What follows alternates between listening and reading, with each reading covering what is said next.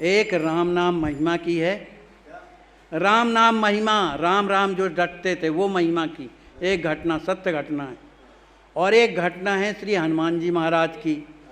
तो आप जो कहिए हम सुना दें। तो कौन सी सुना दें?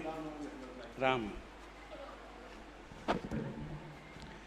शाहनगर के पास महाराज जी एक गांव है। शाहनगर के बगल में एक गांव है, उसका नाम है कचोरी, कचोरी नाम है। वहाँ पर एक आदिवासी रहता था महाराज, आदिवासी। वो बड़ा सीधा सरल व्यक्ति था। वो हमारे यहाँ खेत की जुताई करने के लिए आता था। 3 हल चलते थे हमारे, तो हम जाते आते रहते थे खेती का काम में। तो एक दिन उसने क्या किया कि एक जगह पानी भरा हुआ था, तो उसमें मछलियाँ वो मार रहा था और दोपहर का समय था, तो हम उसको भोजन ले गए क्योंकि वो बैल देख रहा था दोपहर में।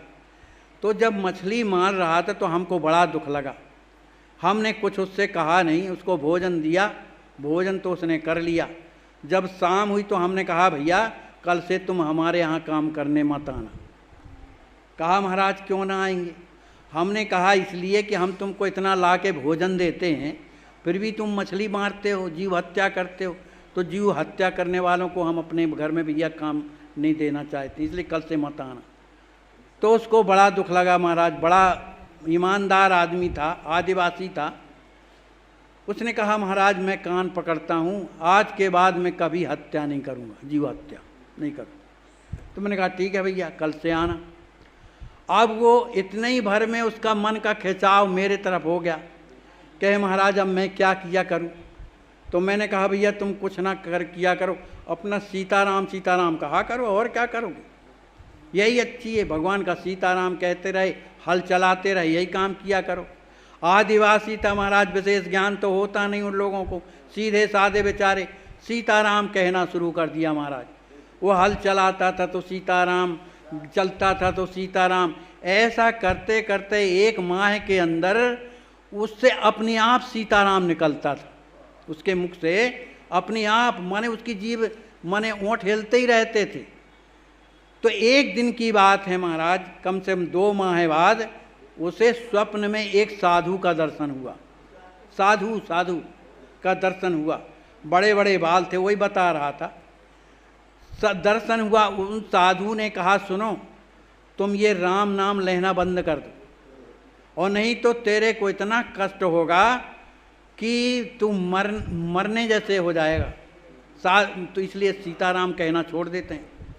वो सवेरे महाराज मेरे पास आया, कहा कि हमको स्वप्न में एक साधु दिखे हैं और कह रहे थे कि सीताराम मत कहा करो, नहीं तेरे को बड़ा कष्ट होगा। तो महाराज अब मैं क्या करूं? मैंने कहा भैया छोड़ दे। तो फिर अरे भाई जब कष्ट होना तो छोड़ दे भाई।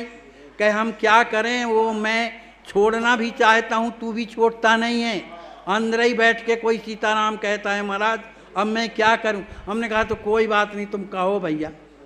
माने ऐसी स्थिति हो गई उसकी कि अपने आप सीताराम कहता है। अब महाराज दूसरे दिन से ही उसको कष्ट शुरू हो गया, जो साधु ने कहा था उसको कष्ट शुरू हो गया। पैरों में, तलवों में जलन होने लगी। इतनी जलन होती थी कि वो पैर अपने जल में रख लेता था किसी भी परात रात में, तो पानी गर्म हो जाता था, इतना जलन होती थी उसकी। आखिर वो सीताराम नहीं छूटा महाराज उसके मुंह से, कहता ही रहता था। जलन भी चल रही लेकिन वो सीताराम उसका नहीं छूटता रहा। उसके महाराज 1 माह में निरंतर जलन के कारण नीचे के दोनों तल्ले निकल गए महाराज। जो चमड़ा था वो बिल्कुल इतनी मोटी पपड़ी होकर के अलग हो गया, लाल लाल चमड़ा दिख रहा था, लेकिन जलन उसमें थी। तो 1 माह तक उसने कष्ट सहा महाराज। फिर वही साधु फिर रात में स्वप्न में मिलते हैं उसको, कहते हैं देखो मैंने तेरे से कहा था ना कि तू सीताराम कहना बंद कर दे, नहीं तेरे को कष्ट होगा, लेकिन तूने मेरी बात नहीं मानी ना, इसलिए तुझे कष्ट हुआ।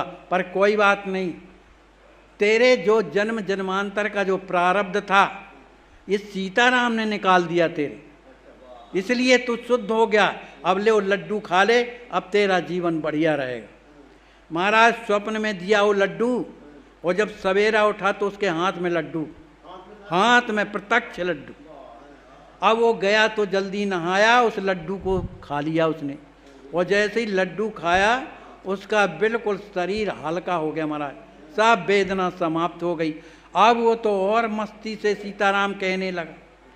कुछ दिनों के बाद महाराज अब उसका मन संसार में नहीं लगता था, घर के काम धाम में नहीं लगता था, कहीं भी जाता था तो बैठा रहता था। सीताराम कृपा है भगवान की, उसको कुछ अच्छा नहीं लगता था। जब उसकी पत्नी थी, लड़के थे, सब कुछ थे, लेकिन उसे कुछ अच्छा नहीं लगता था। बस सीताराम कहता था और मस्ती से आंखें मूंदे और बल्कि यही भजन करता रहता था। एक दिन की बात है महाराज कि उसका जीवन समाप्त हो गया, माने शरीर शांत हो गया। लेकिन विचित्रता ये थी महाराज जी कि उसको जमीन में लेटाए थे, लेकिन उसकी एक उंगली अपने आप हिलती थी। शरीर में चेतना बिल्कुल नहीं है, लेकिन उंगली हिल रही थी। तो आदिवासी लोग कहने लगे, भैया ये भगवान का नाम लेता था, तो भैया इसको अभी ना ले चलो कि जलाओ, क्योंकि इसकी उंगली हिल रही है। कोई भाई क्या आदिवासी लोग तो हैं, तो रुके रहे कि भाई ये उंगली हलना बंद हो तब फिर ले चलें इसको।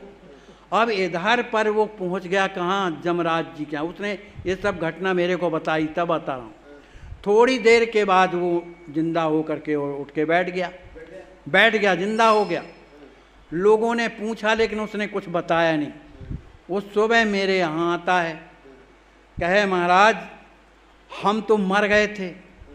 हमने कहा कैसे मर गया था रे, जब मर गया तो जिंदा कैसे हो गया। कहा मैं मर गया तो मेरे को तो पता ही नहीं है, कोई मुझे ले गया, माने जमदूत नहीं ले गए, जमदूत नहीं ले गए थे, कोई दूसरे ले गए थे जो अच्छे लगते थे, वो ले गए थे।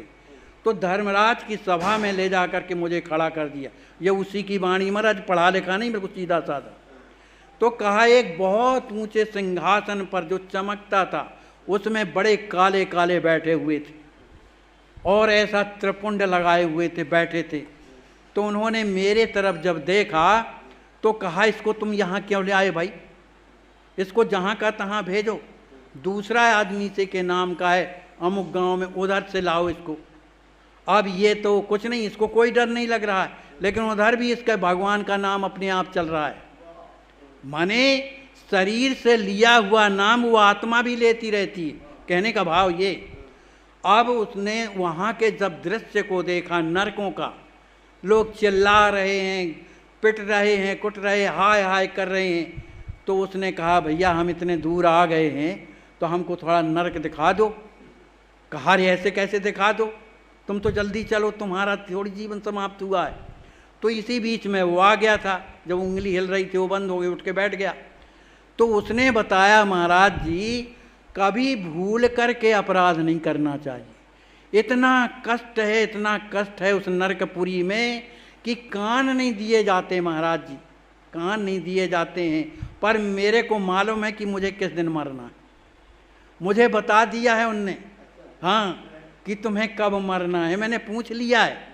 तो मेरे को महाराज फलाने महीने के फलाने दिन को जाना है, और मैं महाराज अब उधर नहीं जाऊंगा, अब मैं सीधे भगवान के धाम को जाऊँ। और महाराज ठीक उसी दिन उसका शरीर छूटा और भगवान के धाम। ये सत्य घटना है। बोलिए श्री सीताराम जी महाराज की जय, श्री हनुमान जी महाराज की जय।